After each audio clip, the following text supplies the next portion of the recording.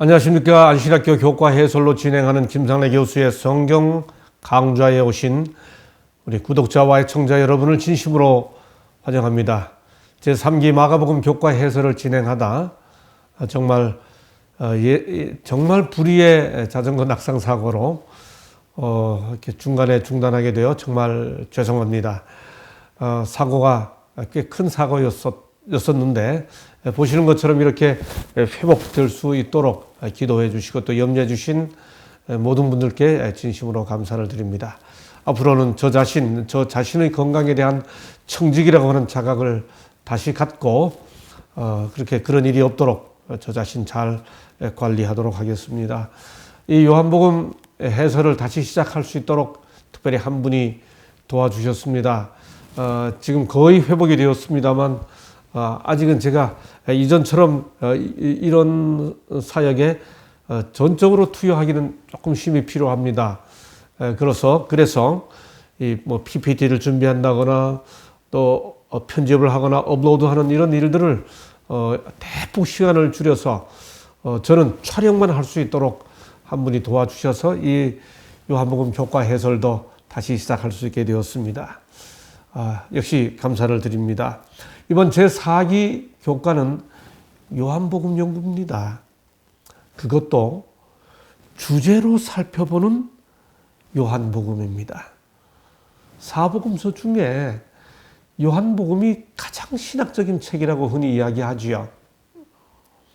그래서 그 신학적 주제들을 13번에 나누어 요한복음을 살펴보게 되는 겁니다. 요한복음의 기록 목적은 그 본문 자체에서 선명히 밝히고 있죠.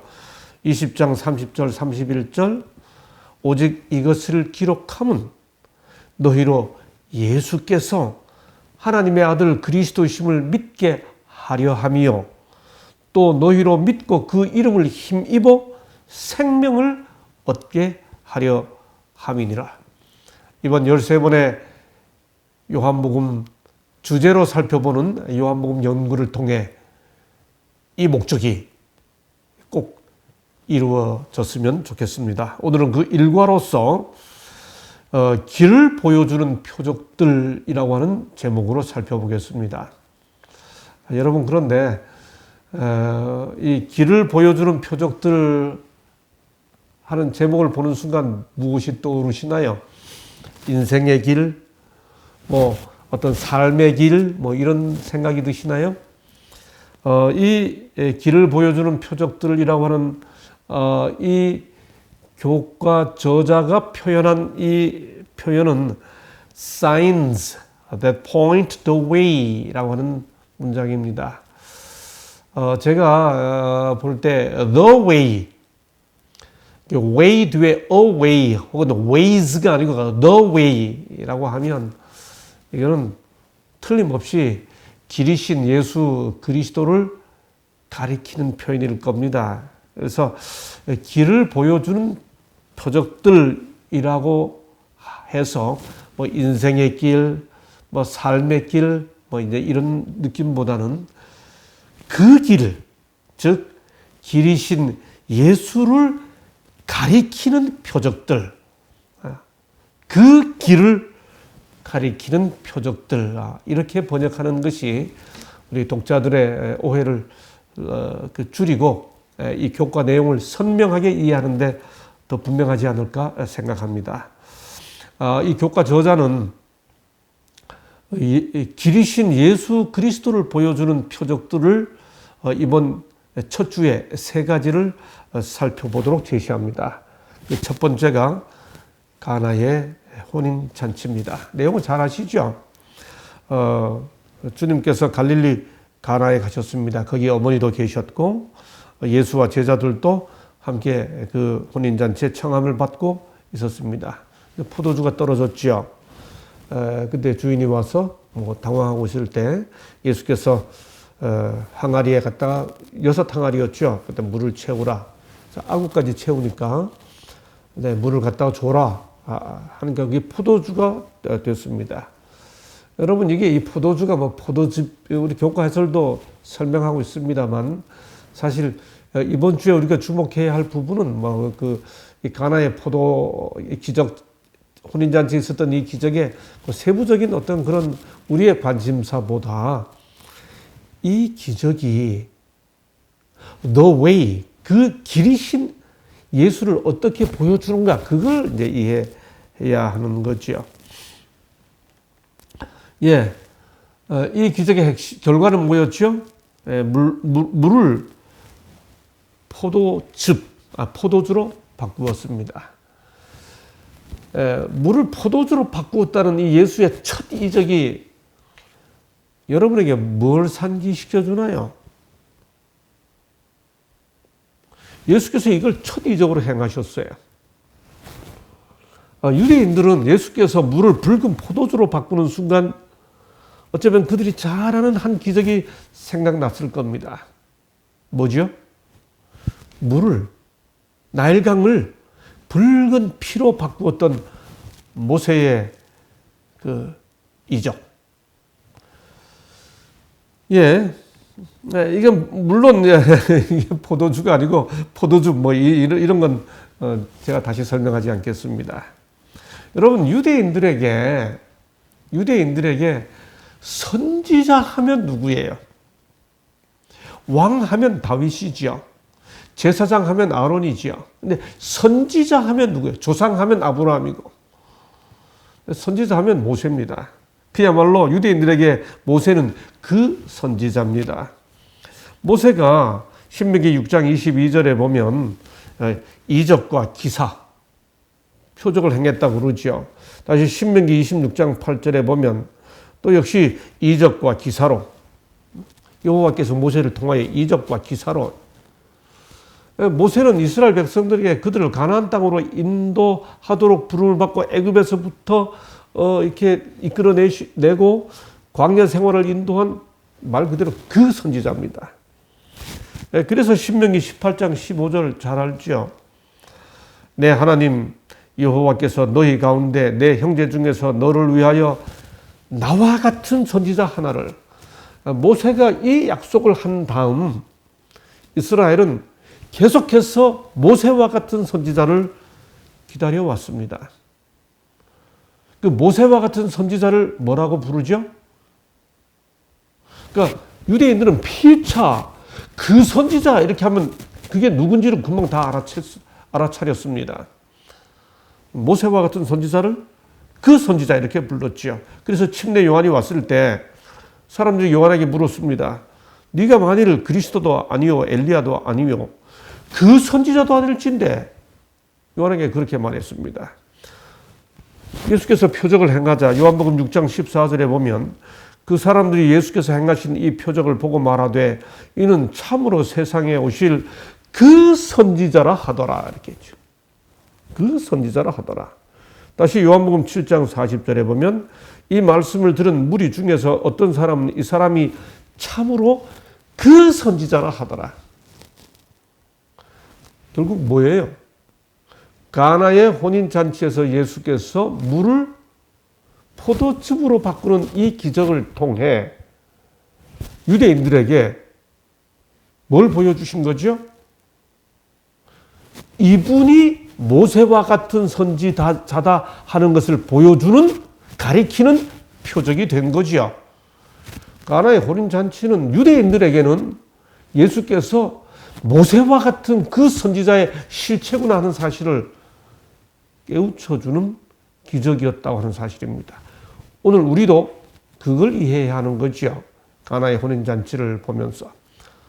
두 번째, 어떤 표적이 예수께서 the way, 그 길임을 포인트, 가리킬까요? 예수께서 다시 갈릴리 가나에 이르시니 전에 물로 포도주를 만드신 곳이라. 이제 이어지는 본문을 계속 읽어보겠습니다만 예수께서 또다시 한 이적을 행하시는데 그 장소가 갈릴리 가나입니다. 요한복음을 기록한 요한은 바로 그 가나를 뭐라고 표현하죠? 전에 물로 포도주를 만드신 곳이라. 예수께서 모세를 가리키는 그 선지자를 나타냈던, 포인트했던 바로 그 그 기적을 베푼 바로 그곳, 이런 뜻입니다.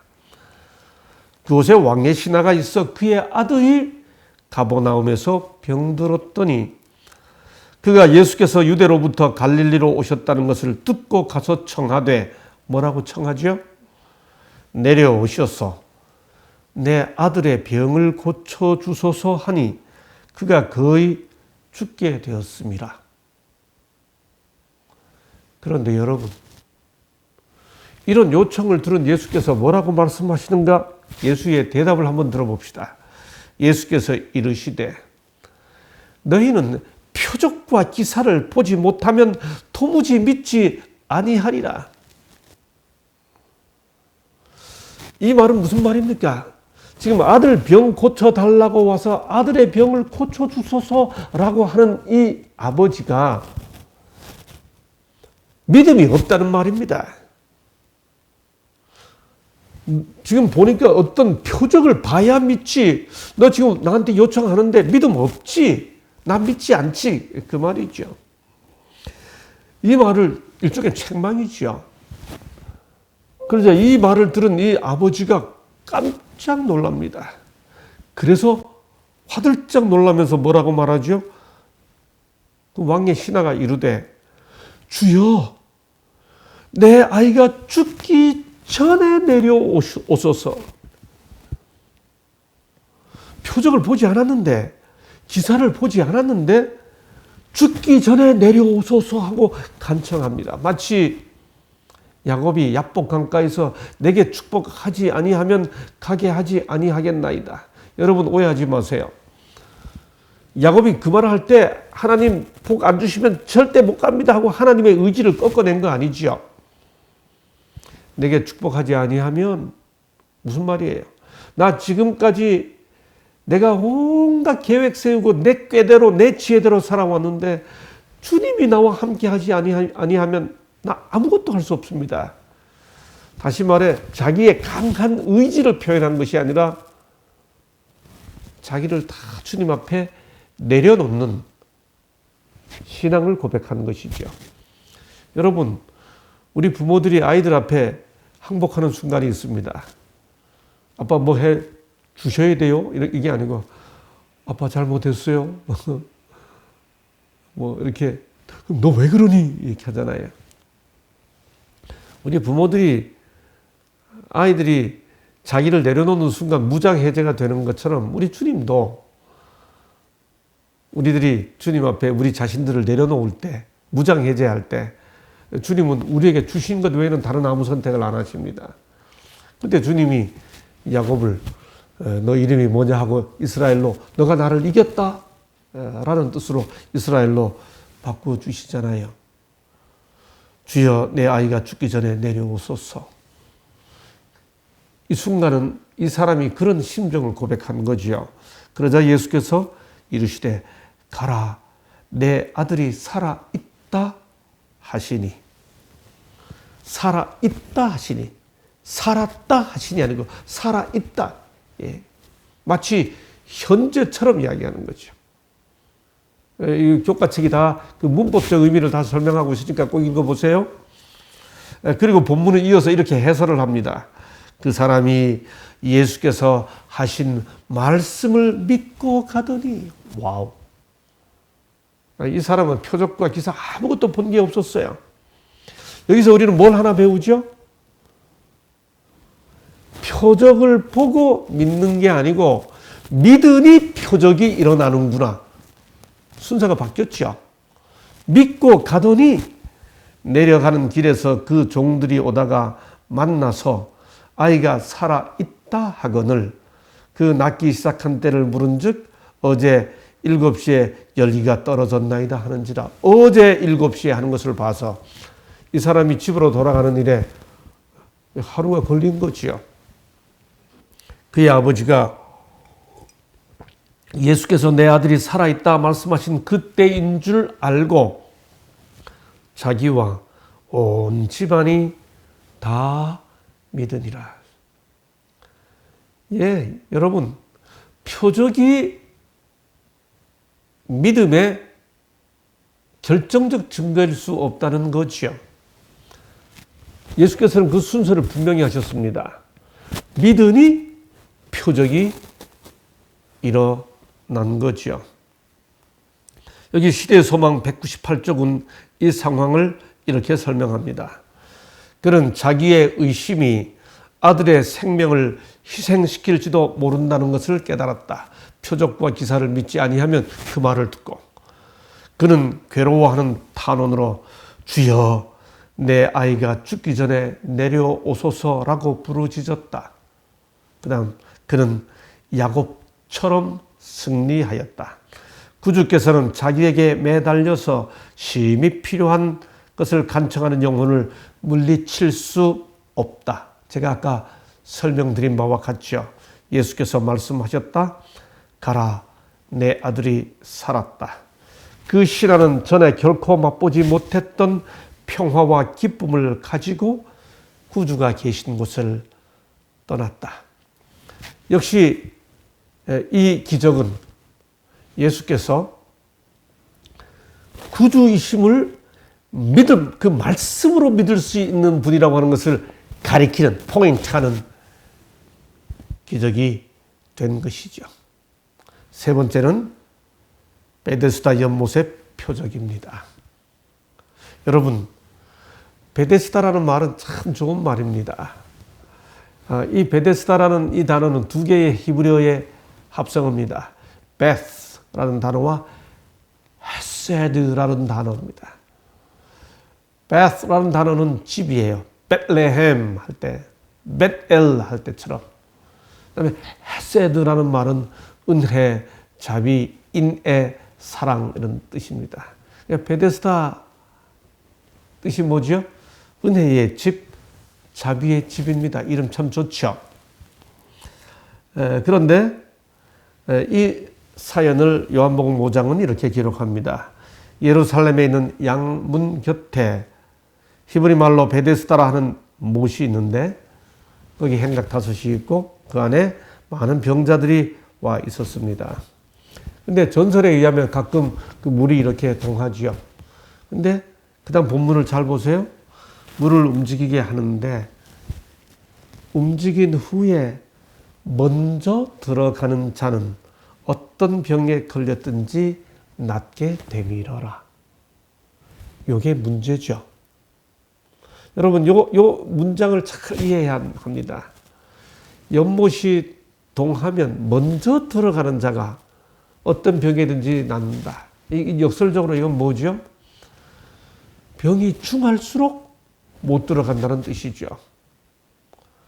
거기 뭔가 문제를 안고 찾아온 수많은 병자들이 있는데 그야말로 눈에 핏발이 있어서 물이 동하면 먼저 들어가려고 경쟁적으로 있죠. 문제를 가진 사람들이 문제를 해결할 수 있다고 하는 자비의 집, 은혜의 집에 찾아왔는데 문제가 심할수록 경쟁에서 낙오됩니다.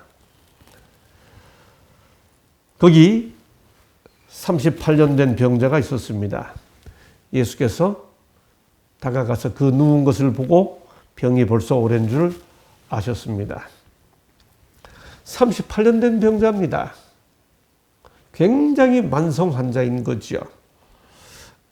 그런데 38년 동안 앓다가 거기 와 있으니 너무 중하여 먼저 들어갈 수 없는 사람입니다. 어떤 의미에서는 마지막 희망을 갖고 찾아온 그 베데스다에서 경쟁에 낙오가 돼 있었죠. 베데스다가 이 사람에게는 베데스다가 아닌 거지요. 자비의 집도 아니고 은혜의 집도 아닌 거지요. 예수께서 그 사람을 찾아가셨습니다. 본문에 보면 병이 벌써 오랜 줄 아시고, 여기에 희망이 있죠. 예수께서는 사람을 알아보십니다. 그런데 병이 오래다고 하는 것을 아셨을 뿐만 아니라 그 사람의 마음까지 아셨습니다. 그래서 바로 일어나라 이렇게 말씀하지 않으시고 뻔히 거기 와 있는 사람은 다 나으려고 온 사람들이에요. 그걸 다 아시는 주님이 이 사람에게 이렇게 묻습니다. 네가 낫고자 하느냐? 여러분 왜 이렇게 부르셨어요? 거기 있는 사람들은 당연히 다 나오려고 왔는데 왜 이렇게 부르세요? 이렇게 부르신 이유는 예수께서 그 사람의 마음마저 고치시기 위함입니다. 이렇게 질문하자, 예, 낫고 싶습니다. 이렇게 하지 않고 이 사람이 뭐라고 대답합니까? 주여, 물이 움직일 때에 나를 못에 넣어주는 사람이 없어. 내가 가는 동안에 다른 사람이 먼저 내려가나이다. 이 사람은 포기하는 심령, 원망하는 심령, 자기 인생을 한탄하는 그런 심령, 그런 심령으로 가득 차 있었습니다. 주님은 이렇게 대답하는 이 사람의 마음을 다 아신 거지요. 병이 오래인 그 몸의 상태뿐만 아니라 마음 상태도 아셨습니다. 그런 다음 주님은 이렇게 말씀하십니다. 일어나 내 자리를 들고 걸어가라. 여러분 여기 포인트가 어디에 있어요? 환자 보고 그냥 일어나 걸어가라 그러면 됩니다. 내가 나았느니라 그러면 돼요. 여러분 38년 된 병자가 움직이지도 못하는 병자가 깔고 앉아있던 그 자리가 뭐가 중요하다고 자리를 들고 가라고 그랬습니까? 네? 여기 이 포인트가 자리예요. 이 자리, 예수께서 자리를 들고 일어나라. 이 부분을 이해해야 지금 예수께서 누구를 고치시려고 하고 있는지가 다 이해가 깨달아지게 됩니다. 이제 제 사과입니다. 제목이 굳은 마음이에요. 누구의 굳은 마음일까요? 이 사람의 자리를 들고 걸어가니까 이날이 안식일이었거든요. 일어나 자리를 들고 걸어가라고 그랬습니다. 예. 안식일이었거든요. 유대인들이 안식일을 지키는 그 규례를 설명해 놓은 안식일 행동 금지 규례를 물라코트라고 그럽니다. 그 물라코트라고 하는 히브리어로 그 물라코트 금지 39개조 조항 중에 호차크라고 하는 그 운반 금지 규례가 있습니다. 거기 보면 그 유대인들의 규례예요. 안식일에는 입은 옷 외에는 물건 나르면 안 됩니다. 그 다음에 이동이 허락된 물건도 공공장소에서는 2m 이상 운반하거나 던지거나 밀어서도 안 되었습니다. 예수께서 이거 당연히 아셨죠. 그런데 자리를 들고 가라고 했습니다. 누굴 보라고 이렇게 하셨을까요? 예, 아니나 다를까 유대인들이 아까 읽은 대로 너 안식일인데 자리 들고 가? 병자가 나를 낫게 한 그분이 자리 들고 가라 그랬는데요. 유대인이 너에게 자리를 들고 가라는 그가 누구야? 이 사람이 몰라요 누군지. 나중에 와서 대답하지요. 결론이 어떻게 되죠? 그러므로 안식일에 이러한 일을 행한다 하여 유대인들이 예수를 박해하게 되었습니다.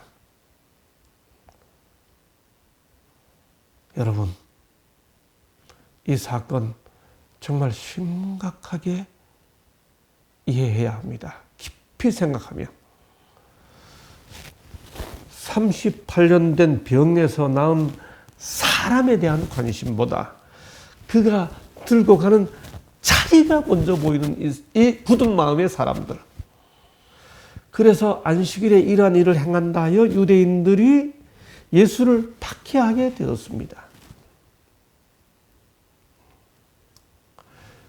자기들이 생각하는 안식일을 주님이 범했다고 생각하는 거죠. 예수께서 안식일을 안 지켰다고 생각하는 거죠. 여러분, 우리가 지금 예수를 박해하게 된 이 유대인들처럼 안식일을 지켜야 되겠습니까? 아니면 이 사람 보고 자리를 들고 가라고 하신 예수님의 가르침대로 안식일을 지켜야 하겠습니까? 시대의 소망 203쪽은 이렇게 말합니다. 그들은 주의 날에 짐을 들고 다니는 것이 합당하지 않은 것을 그에게 상기시켰다. 그는 기뻐서 안식일인 줄도 잊어버린 것이다. 와. 안식일은 안식일인 줄도 잊어버려서 기쁘게 할 그런 날이 돼야 하는 거지요. 그는 하나님께로부터 이러한 능력을 받은 분의 명령을 순종하는데 대하여 아무런 가책을 느끼지 않았다. 그는 대담하게 대답했다. 나를 낫게 한 그가 자리를 들고 가라 하더라. 관원들은 오직 한 분만이 이 이적을 행할 수 있다는 것을 알았다.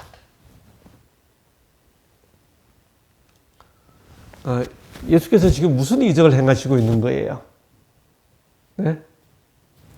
Miracles that point the way. 그 길을 가리키는 표적. 예수께서 지금 무슨 표적을 행하시고 있는 거예요? 38년 된 병자를 지금 고치시는 거죠. 근데 여러분, 이 병자로 하여금 안식일에 자리를 들고 가라고 명령하심으로써 누굴 고치시려고 하는 거죠? 안식일에 고침을 받은 38년 된 병자 사람보다 그 사람이 들고 가는 자리가 보이는 그 굳은 마음을 가진 유대인들을 주님이 고치시려고 하는 것이죠. 우리 이 장면 정말 깊이 묵상해야 합니다. 이런 기별이 주는 문제의식을 느낀 몇몇 사람들이 뜻이 모아졌습니다. 그래서 특별한 행사 하나를 계획하고 있습니다. 11월 1일, 2일 미국 로마린다의 이신혁 장로의 가정 채플에서 안식일을 지키는 우리에게 과연 안식이 있는가? 라는 제목으로 이렇게 안식일의 의미에 대해 발제하고 경험적으로 고민하고 함께 고민을 나누는 그런 일종의 세미나를 또 집회를 개최합니다. 그때 발제하는 사람들은 가나다 순으로 저 김상래, 또 존칭을 생략하겠습니다. 반상순, 손영상, 오충환, 이신혁, 이준원 이런 분들이 뭐 사정이 있어서 혹 참여할 수 못하는 경우가 혹 생길지 모르겠습니다만 지금은 이렇게 발제를 준비하면서 함께 영적 고민을 영적 체험을 함께 나누려고 준비하고 있습니다. 이 사람이 안식일을 기뻐하면서 이런 예수님의 안식일을 우리가 함께 경험해야 되지 않겠습니까? 안식일에 자리를 들고 갔습니다. 사람들이 예수님을 박해하게 됐죠. 그때 예수님이 이렇게 주장합니다.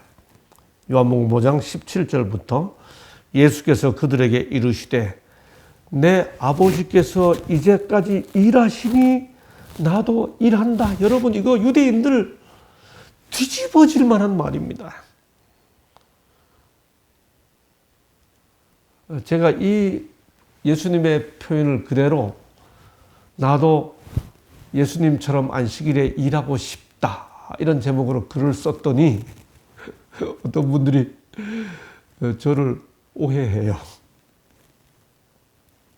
여러분 이거 제 말이 아닙니다. 예수께서 하신 말씀이에요. 내 아버지께서 이제까지 일하시니 나도 일한다. 이 말씀에 의하면 안식일은 일하는 날입니다. 아버지 하나님이 일하시는 날이고 예수께서 일하시는 날입니다. 하심에 유대인들이 이로 말미암아 더욱 예수를 죽이고자 하니 이는 안식일을 범할 뿐 아니라 하나님을 자기의 친아버지라 하여 자기를 하나님과 동등으로 삼으심이로라. 여러분 우리가 이때 예수님을 죽이려고 했던 유대인들처럼 안식일을 지켜야 되겠습니까? 아니면 예수께서 내 아버지께서 이제까지 일하시니 나도 일한다라고 대답하신 예수님의 주장에 따른 안식일을 지켜야 하겠습니까? 예수님의 이 말씀에 대해 다시 시대의 소망 205쪽, 206쪽에서 와이슨 이 대답의 의미를 이렇게 설명합니다. 여러분 이 사람이 38년 된 병자였어요. 급성 환자가 아닙니다. 만성 환자예요. 그 말은 안식일이 아니고 다른 날 고쳐도 충분하다는 뜻입니다. 근데 왜 그렇게 하셨을까요?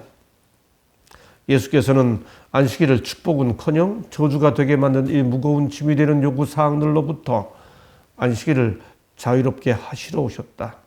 이런 이유로 베데스다에서 치유의 일을 행하시는 날로 안식일을 선택하셨다.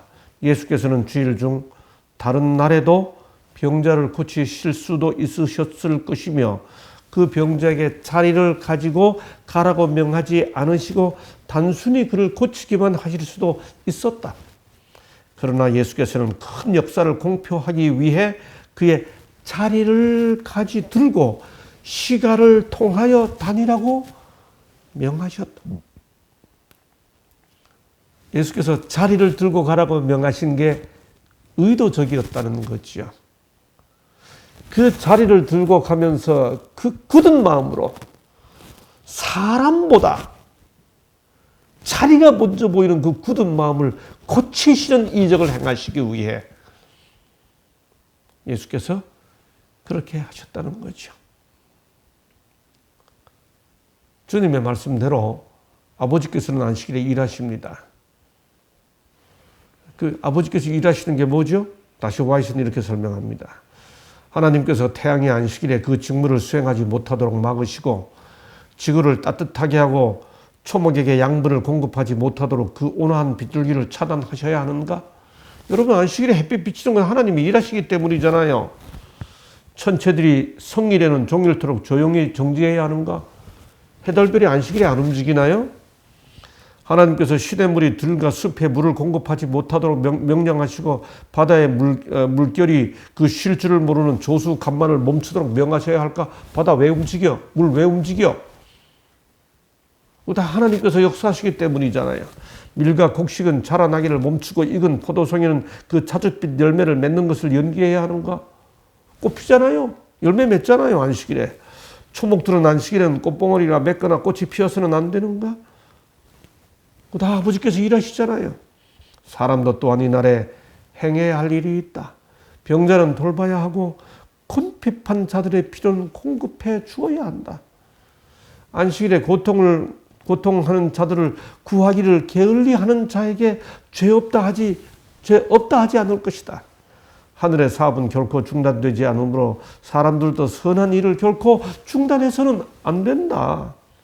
안식일은 쓸모없는 무의 아무것도 안 하는 시간이 되도록 의도되지 않았다. 여러분, 우리는 이 말씀의 의미를 정말 깊이 경험해야 합니다. 주님께서 안식일에 일하셨습니다. 38년 된 병자를 고치셨습니다. 시대 소망에 보면 안식일 오후였습니다. 당연히 주님이 예배를 드리셨죠.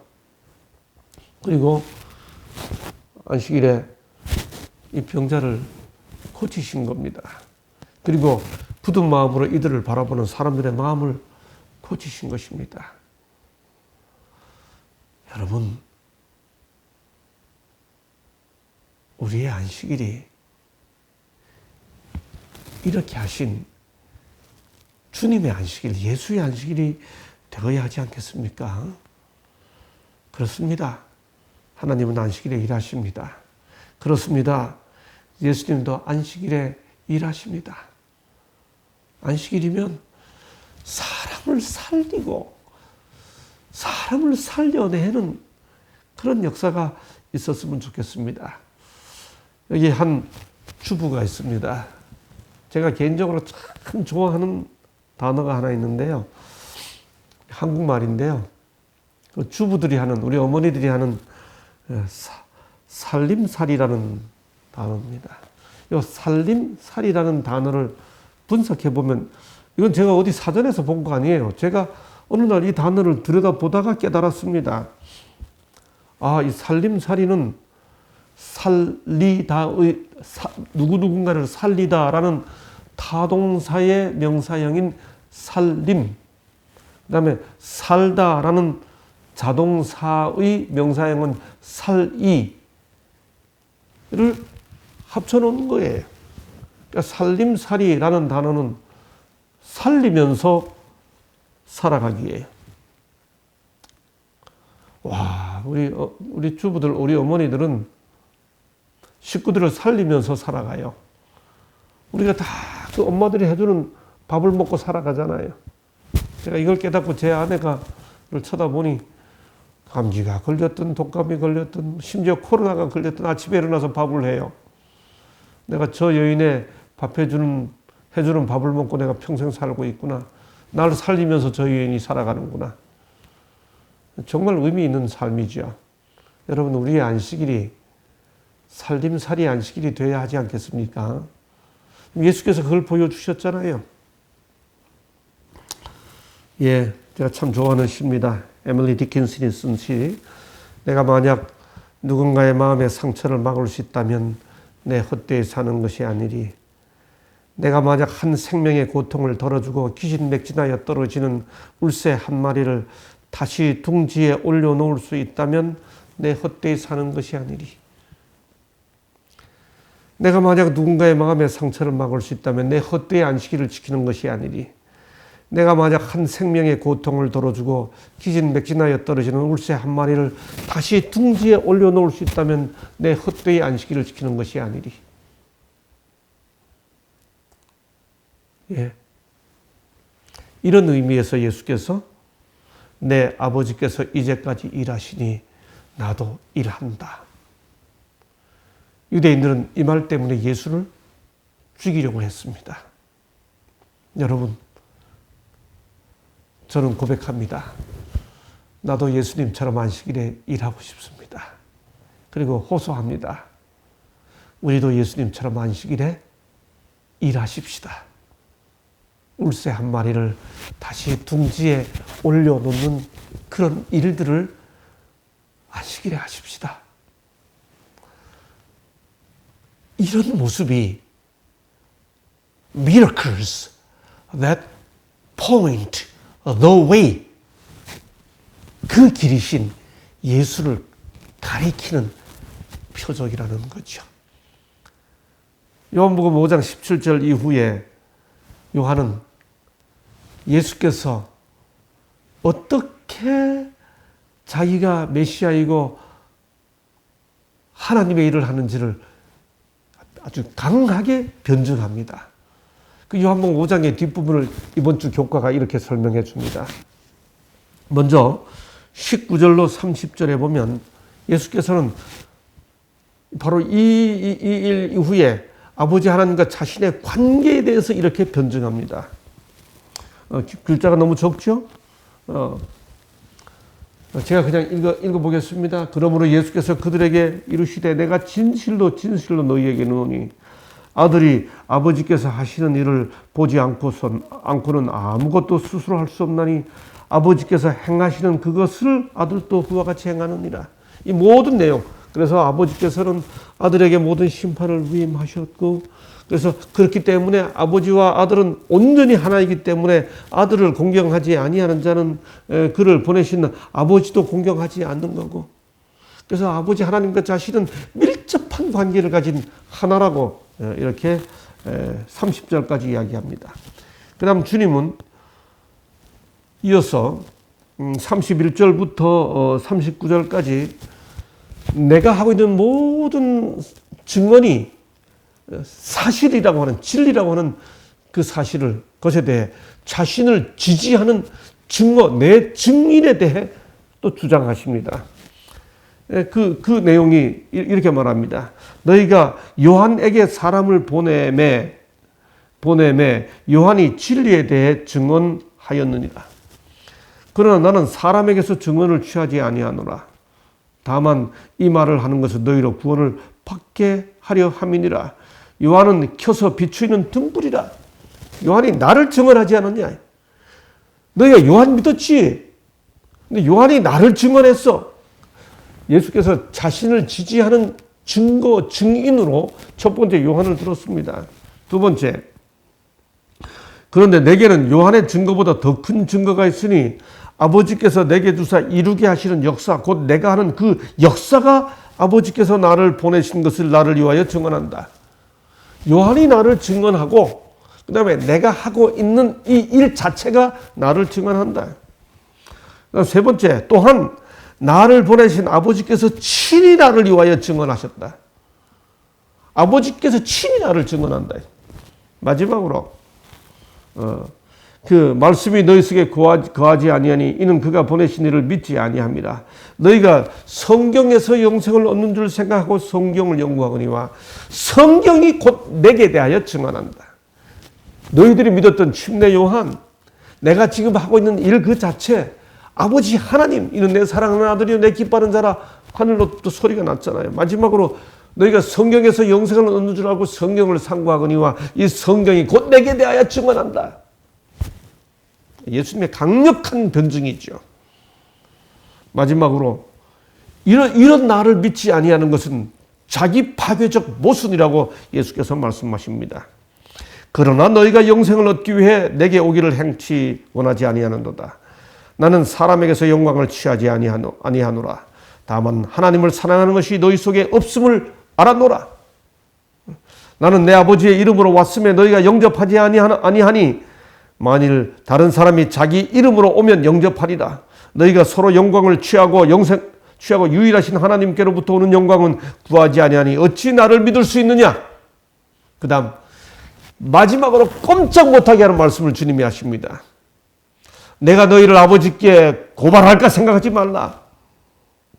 너희를 고발하는 이가 있으리 곧 너희가 바라는 자 모세니라. 이 사람들은 모세 이야기하면 껌뻑 죽습니다. 그러나 그의 글도 믿지 아니하거든 어찌 내 말을 믿겠느냐. 모세가 나를 증거했는데 모세 말을 믿지 않아. 모세가 너희들을 고발한다. 예수님을 반대하는 자들의 그 자기 파괴적인 모순에 대해 예수께서 정확하게 짚으신 거죠. 이번 주에 우리는 지금 signs that point the way, 그 길이신 예수를 가리키는 표적들을 살펴보았습니다. 첫째, 가나의 혼인잔치 표적을 통해 예수께서 모세와 같은 선지자임을 보여주셨습니다. 둘째, 표적을 보고 믿을 것이 아니라 믿으면 표적을 경험한다는 사실을 보여준 왕의 신하의 아들을 살린 표적을 살펴보았습니다. 마지막으로 38년 된 병자를 살려서 안식일임도 잊어버리고 기쁘게 만들고 그로 자리를 들고 가게 함으로, 그리고 또 그로 자리를 들고 가게 함으로 그를 비난하는 교리만 믿고 정작 그 모든 일을 행하는 그야말로 the way, 그 길이신, 이 모든 게 그 길이신 예수를 보여주는 표적임에도 불구하고 그 예수를 믿지 아니하고 자기 스스로 모세를 믿지 않는다는 자기 모순도 모르고 있는 이 모든 것을 깨우쳐주는 베데스다 연못의 기적, 침례 요한이 증언하고 예수께서 하신 사역 역사들이 증언하고 아버지 하나님이 친히 증언하고 성경이 증언하는 예수 그리스도를 the way, 그 길로 받아들이는 우리 모두가 되기를 바라면서 첫 주 교과 해설을 여기서 마치도록 하겠습니다. 감사합니다.